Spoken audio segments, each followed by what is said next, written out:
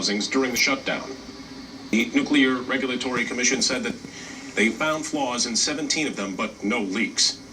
In addition to the 2 resident inspectors, the NRC has had specialists observing the refueling outage. One of them is focusing on the flaws they found and will evaluate how the company has handled them. Coming up, scary video. They're coming apart at the seams. And plutonium, cesium, iodine is accumulative for 24,000 years. It doesn't matter. Oh, these levels are not harmful to the human. Oh, really? As they build up, as Richard Miller did his study in 1986 under the cloud, all radiation leaks are dangerous to the human because they build up and they build up. It is a house of cards coming apart. It is coming apart right in front of our face, and it's accumulating. These accidents, we had the problem up in Vermont. I mean, the whole wall falls down. Are you kidding me? Are you kidding me? We had the Cahoon problem in Nebraska. We had the problem with the fires raging through Los Alamos as those cans are just laying there naked. This thing is coming apart because we are broke. Nobody wants to set up and pay for this, and sure isn't the nuclear industry just suck money and suck down money, and they go to Vienna and sit and eat caviar and drink with each other and tell each other how important and how freaking great they are. When they don't have a plan, they don't have a clue. As Fukushima rains down, they don't have a clue. They don't care. They just suck up the money as the federal government props up and pays to build these things. The states fund them all, and they just suck up the profits. It's the biggest scam in the world. Kevin Blanche, stay tuned.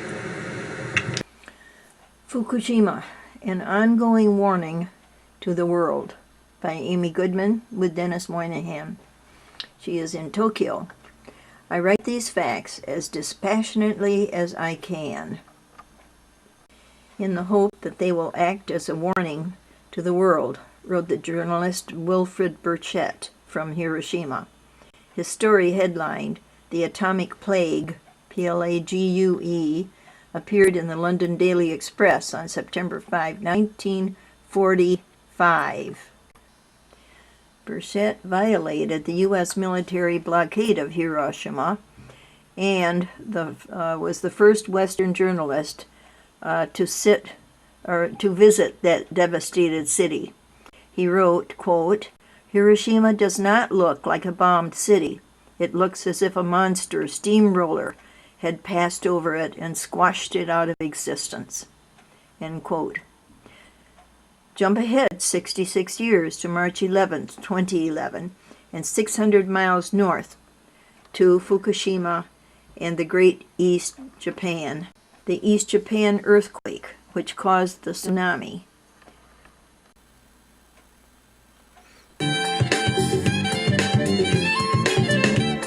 Welcome to Democracy Now!, democracynow.org, the War and Peace Report. I'm Amy Goodman. We're broadcasting from despite mass protests. We'll get the latest. Then we'll talk to a founder of Peace Boat, one of Japan's most prominent anti-war groups. Who will make a peace? That is us. So, and the Peace Boat is to making the network of the peoples and people, NGO and NGO, and a peace movement and peace movement, global level, and start to promote the peace and the sustainable society. More plants, nuclear power plants, yet clearly the Japanese population is increasingly opposed to nuclear power, with Fukushima and the meltdowns at the plant. Yeah. Talk about what Peace Boat did during the aftermath of Fukushima and your feelings about nuclear power. Yeah, we organized the big scale. Maybe that is a system of the Japanese shrine system. As a god, they are there. And how did Prime Minister Abe explain this visit, one that recent prime ministers had not made? Yeah, that is what most the tricky point. He's saying that just he would like to play for the victim of the Japanese soldier, but they are not these 70s, especially they are not a victim. They forced to the Japanese soldier to go there in China and many Asian countries and kill other people, and that Japanese soldier also die. So I think this is a very important point. Is a Yasukuni Shrine is including the war leader of the war, the aggression, and also victim of the Japanese soldiers. Can you talk about Article 9 of the Constitution, the one that says that Japan should not have an army? The U.S. Ensured that that was in the Japanese Constitution after World War II. Yet now the U.S. Is pushing for it to be removed, as is the government, the current government. Explain the significance of Article 9 and what Peace Boat is pushing for. Okay, I think that as a Peace Boat, we organize a global conference for the Article 9. The reason why is that this peace constitution is a very important peace and stability in a Call it the peace constitution. Yeah, we are calling it peace constitution, but especially Article 9 is in that peace constitution is the most important part to renounce the war and also military. And this is a very historical irony. And in the beginning, the United States, as a ruler of the Japan, the force, the Japan is demilitarized. But after that, Cold War started. So the U.S. government, they start to force us to have the military, even that so peace the very constitution. government that demanded Article 9, no army, then is pushing for Article 9. Exactly, especially that's the Korean War. At that time is a turning point.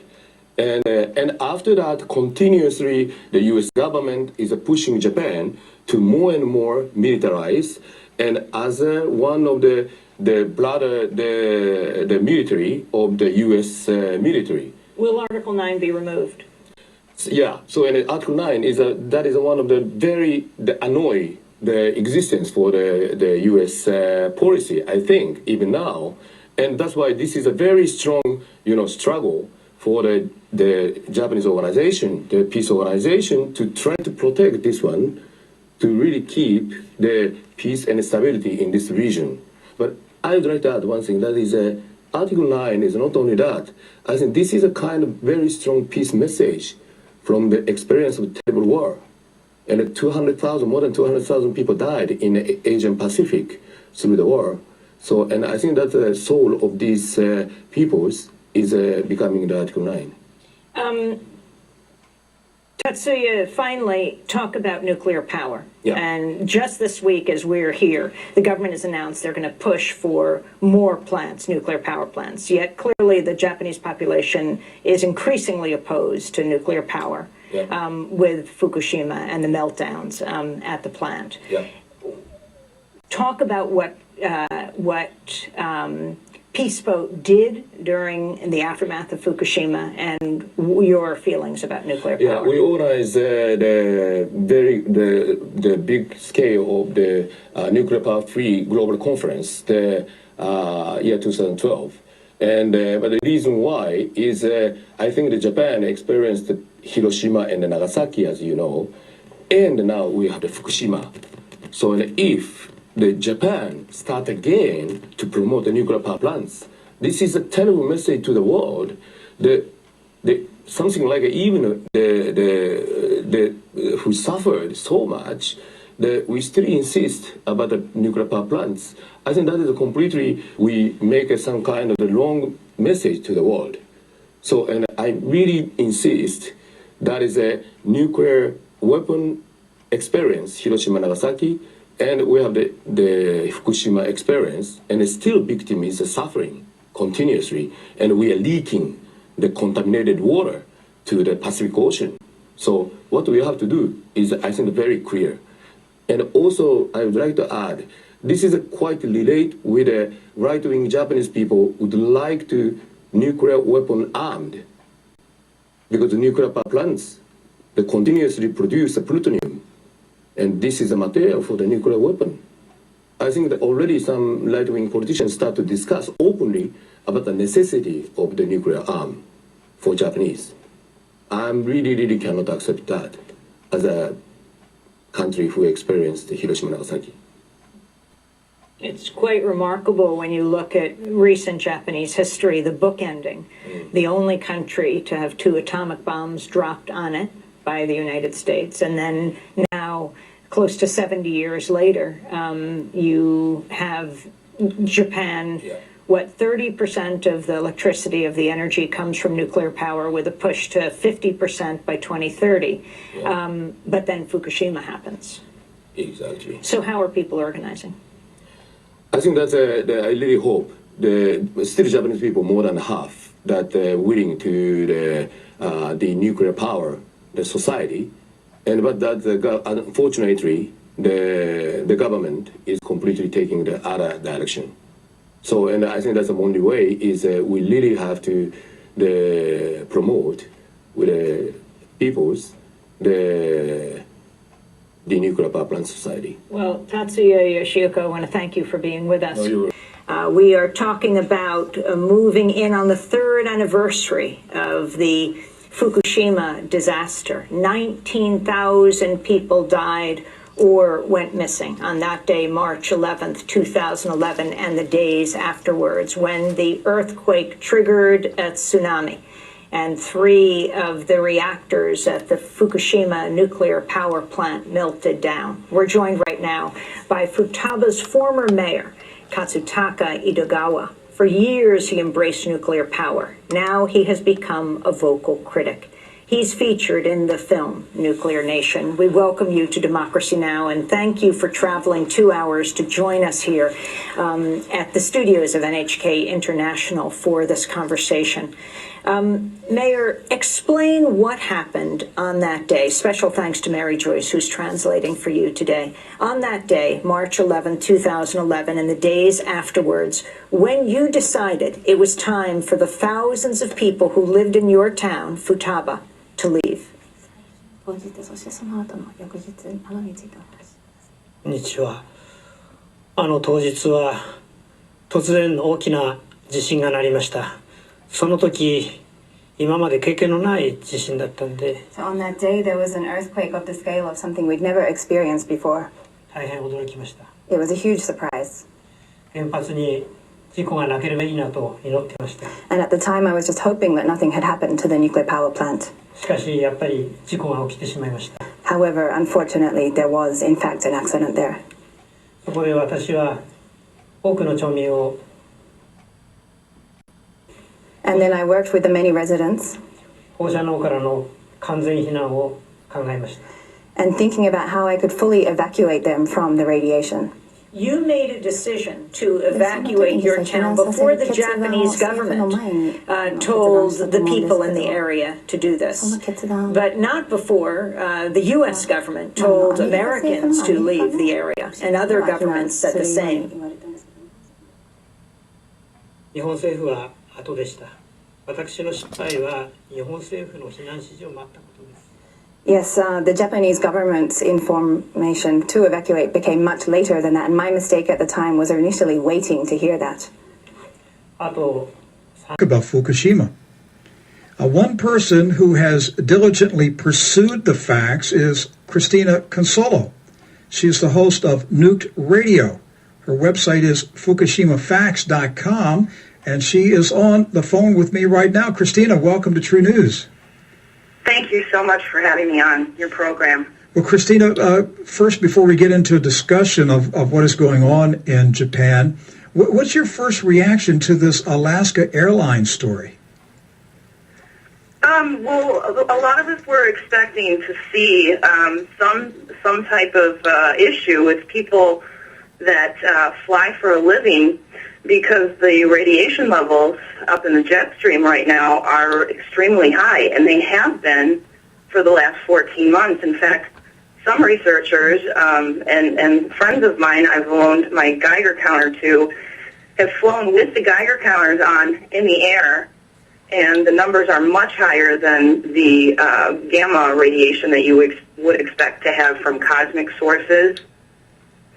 Flight attendants already have high propensity for developing breast cancer because they're exposed to gamma radiation from the sun and cosmic sources. But the manufacturers of the Geiger counters estimate that you should be getting about 200 counts per minute at about 18,000 feet of elevation, and the numbers that they're finding when they fly with their Geigers are about 10 times higher than that. 10 times higher. Yeah, in fact, there was a flight, a gentleman, his name is Enviro Reporter. He's from YouTube, and he's been actually going on some news programs in California to talk about this. He flew from Santa Monica to Michigan in December, and recorded 60 times over what it should have been in the air. So, you know, people that are being continually exposed to these levels of radiation, you're going to expect to see some type of sickness eventually, and it appears that that's what's happening. And although we can't say this with conclusive proof because we don't know the facts behind what's going on with these Alaska airline flight attendants, but it does seem odd to me that if the new uniforms were issued in 2011, why are they breaking out in lesions and skin and hair loss now, a year later? That doesn't make sense. Right. So it to me, there is another source of the problem, and my first guess would be that they are being exposed to high levels of nuclear radiation, high in the altitude of the airspace flying over the Pacific, and obviously Alaska Airlines is doing a lot of Pacific coastal flights across the western United States. So I think we're going to see more stories like this. One thing is, Christina, is very obvious. The Japanese government, I believe, has lied from day one. I believe they're continuing to lie. And I believe the U.S. government is not necessarily lying. They simply aren't speaking. They're not talking at all about what is happening in Fukushima. So they're not going on a record saying anything. But the Japanese government is lying. They have not told the people the truth. And they've been caught over and over and over lying to the Japanese people. Right.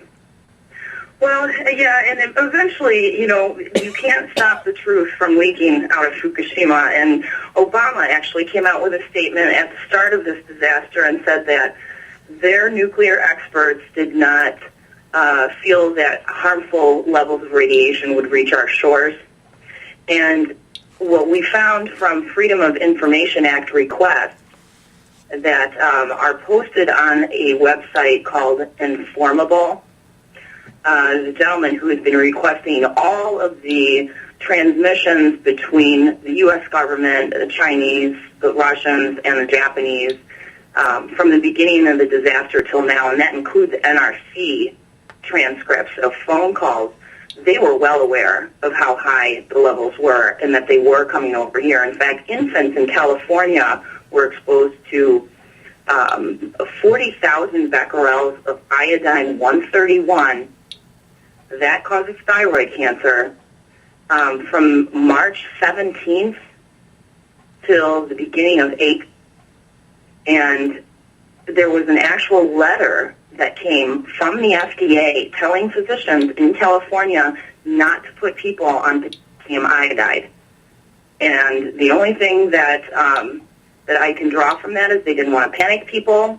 They didn't want them to know how bad the situation is. But the problem is that the situation is ongoing. Those reactors are steaming constantly. The corium, the melt nuclear fuel from the reactor pressure vessels is in the ground under the plants. They're dumping 9 tons of water on each reactor and spent fuel pool all day long. And that water is going into the ocean. Our storms are generated out of this huge radiation slick that's off the coast of Japan. And this all gets rained out over the west coast of Canada and the United States. And this has been going on for 14 months. And I have an inbox just full of people whose pets are losing hair, whose children are sick. They have lingering illnesses. The doctors are trying everything that they usually do to try to, they're diagnosing them with allergies, and they're diagnosing them with bronchitis, and they're treating them endlessly, with inhalers and all the things that they would usually put people on for these types of problems, and they're not getting better. And people are really getting desperate for answers, and this is a problem across the entire United States, but most of all in the Pacific Northwest. They've been getting hit the hardest since this began. So from Alaska down along the Vancouver, Canada region into Seattle, Portland, is that the main zone that's getting the worst? Yeah, but it's all the way down to Southern California. In fact, they detected cesium-137 and 134 in the pollen that was being released a few weeks ago in Southern California. In the pollen. These trees have, they uptake cesium through the water supply. It goes into the trees, and now it's being re-released in pollen from the trees in Southern California. And they had predicted this would only happen in Japan, but it's actually happening here. Christina, what about milk? Do we have any reports of elevated levels of radiation in milk? Yes, the EPA was testing milk at the beginning of the disaster. And the EPA did testing for about 2 weeks and then said the levels were dropping, and they shut off all their tests. They stopped testing food, they stopped testing rainwater, soil, and they haven't resumed that testing. But independent labs have been. In fact, UC Berkeley reported in November that the levels of cesium in cow's milk are actually 150% higher than they were in April of last year. So what I've been telling all my friends with little kids is don't drink cow's milk anymore. Don't let your kids drink it. Use milk alternatives like almond milk, coconut milk.